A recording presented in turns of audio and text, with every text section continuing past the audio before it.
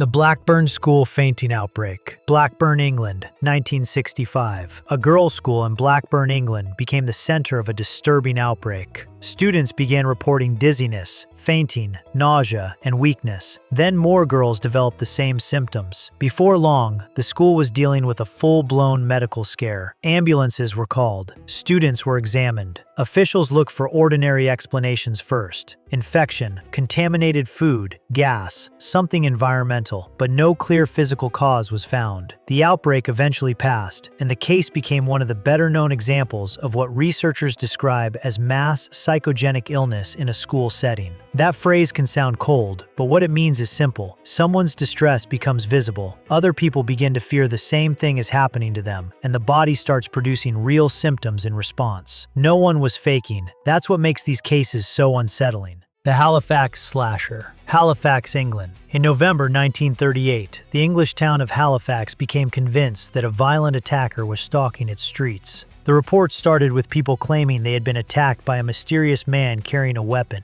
first blunt, then later sharp. Newspapers seized on the story. The attacker got a name, the Halifax Slasher. More reports followed. The town panicked. Vigilante groups formed. Fear spread so quickly that the situation escalated into a major police matter, with Scotland Yard called in to help. Then the story began to fall apart. As investigators dug deeper, several complainants admitted that their wounds were self-inflicted or that their stories were false. Authorities eventually concluded there was no single slasher carrying out the attacks the town had imagined. Some false reporters were prosecuted. Today, the Halifax Slasher case is remembered as a classic example of panic feeding on itself, a community primed by anxiety, rumor, and headlines until the fear became bigger than the facts. The injuries were real, but the monster the town believed in almost certainly wasn't. The War of the Worlds, broadcast. On October 30th, 1938, Orson Welles and the Mercury Theater broadcast a radio adaptation of War of the Worlds. The show was formatted like a series of breaking news bulletins, and some listeners believed it. Reports afterward described people calling police, contacting newspapers, becoming frightened, and in some places reacting as if a real invasion might be underway. The next day, newspapers described the event as a national wave of panic. But here's where it gets interesting. Modern historians have argued that the scale of the panic was probably greatly exaggerated. Audience measurements suggest the program had a smaller listenership than later legend made it seem, and many newspaper publishers had an incentive to portray radio as reckless competition. So was there panic? Yes, some. Was it the giant nationwide meltdown people often imagine? Probably not. That's why this case is best described not as a clean example of mass psychogenic illness, but as one of the most famous alleged cases of media-driven mass panic in modern history. Even when the story was exaggerated, the lesson remained.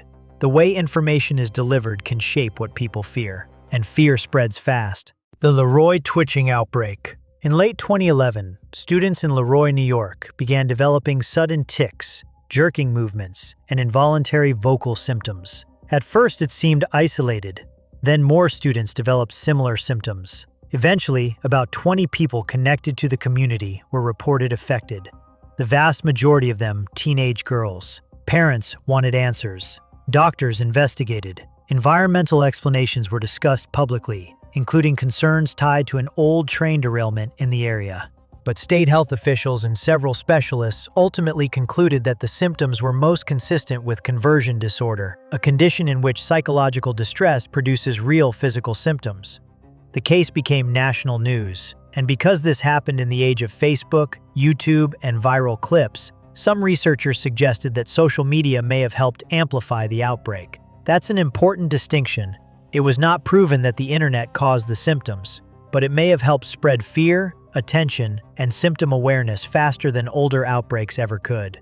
Leroy looked like an old phenomenon happening in a very modern world. The Dancing Plague of 1518, Strasbourg, France. In July 1518, a woman usually identified as Frau Trofea stepped into a street in Strasbourg and began to dance. And she didn't stop. According to historical accounts, she kept dancing for days. Then other people began doing the same. Within weeks, the number of dancers had grown dramatically. Some reports say there were dozens. Later accounts say the total may have reached hundreds. City authorities were baffled. Incredibly, they appear to have encouraged more dancing at first, even arranging musicians and spaces for the dancers, because they believed the afflicted had to dance the condition out of their system. That did not solve the problem. Some contemporary and later accounts claim that people died from exhaustion or related complications during the outbreak, though the exact death toll is disputed. The episode lasted for weeks and seems to have faded after authorities changed course and sent some sufferers to the shrine of Saint Vitus. What caused it? Nobody knows for certain. Historians have debated explanations for centuries. A stress-related explanation is one of the most widely discussed. Strasbourg at the time was dealing with hardship,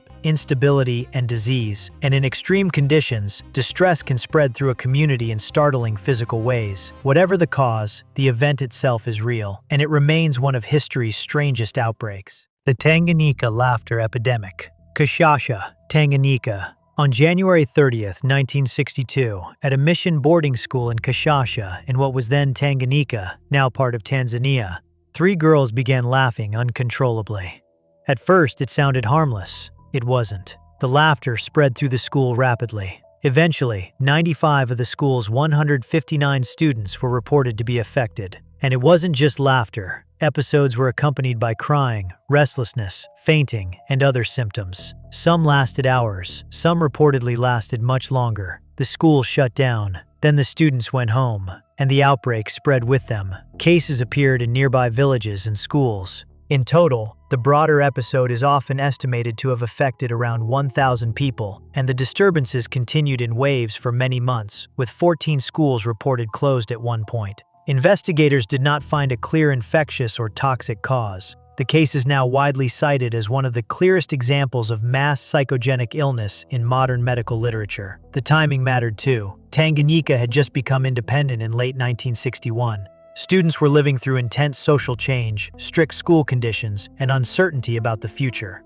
Stress found a way out, and for one school, it came out as laughter. The Marangos com Açúcar virus panic. In 2006, Portugal experienced one of the strangest media-linked outbreaks in recent memory. A teen television series called Marangos com Açúcar featured a storyline about a mysterious virus. Soon after, real students across Portugal began reporting symptoms that looked a lot like the fictional illness from the show. Rashes, dizziness, difficulty breathing, general feelings of sickness. The report spread across multiple schools. Health authorities investigated for an actual infectious outbreak. They didn't find one. The symptoms were real, but the illness itself appeared to be a case of mass psychogenic illness shaped by media exposure and social contagion. That's what makes it so eerie. A fictional disease appeared on television, and then, in the real world, hundreds of students seemed to catch it, not from a virus, from fear, expectation, and the power of suggestion. The Salem witch trials. Salem, Massachusetts. You've heard of Salem,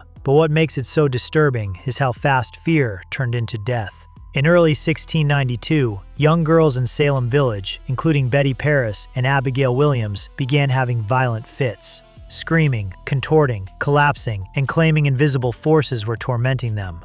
A local doctor reportedly concluded that no ordinary illness explained the symptoms and suggested a supernatural cause, an idea that helped push the community toward witchcraft accusations. And once that explanation took hold, everything spiraled. More accusations followed. More afflicted people appeared. Neighbors accused neighbors. Families turned on each other. Confessions triggered new accusations. By the time the crisis ended, more than 200 people had been accused, 20 had been executed, and several more had died in jail. Now, to be careful here, Salem is not best understood as a simple medical case of mass psychogenic illness. It's more accurate to describe it as a mix of social contagion, religious extremism, fear, pressure, and moral panic. There are still debates about the original symptoms, including theories involving trauma, stress, and even ergot poisoning, but there is no single proven explanation. What is certain is this: a frightened community embraced a terrifying explanation, and once enough people believed it, the consequences became horrifyingly real. The Mad Gasser of Mattoon. Mattoon, Illinois, 1944. The town of Mattoon, Illinois was swept up in fear of a phantom attacker. The most famous early report came from Aileen Carney, who said she smelled a sweet, strange odor in her home and then felt weakness in her legs. Soon, similar reports began pouring in. People described nausea, dizziness, temporary paralysis, and a strange smell. Some claimed they had seen a thin man in dark clothing escaping into the night. The local press gave the story a name, the Mad Gasser of Mattoon. And once that happened, fear spread fast. Over the next days, more residents reported attacks. The town became tense and suspicious. People armed themselves. Patrols formed.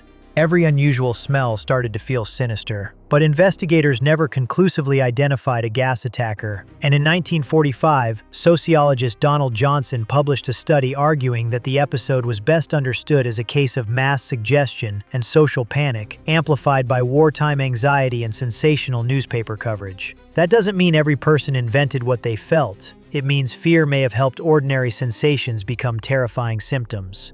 No attacker was ever conclusively found, but the panic was real.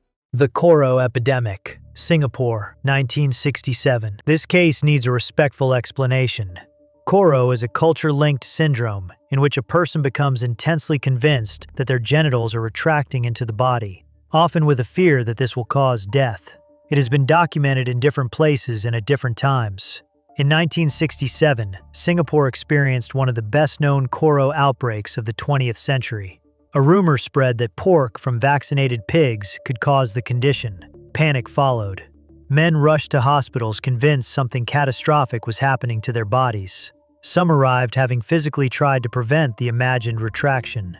The fear became so widespread that doctors and public officials had to respond publicly in order to calm the situation. The outbreak eventually subsided. Researchers later treated the episode as a major example of how rumor, culture, fear, and bodily sensation can collide, producing symptoms that feel absolutely real to the people experiencing them. It sounds bizarre from the outside, but inside the panic, it was life or death.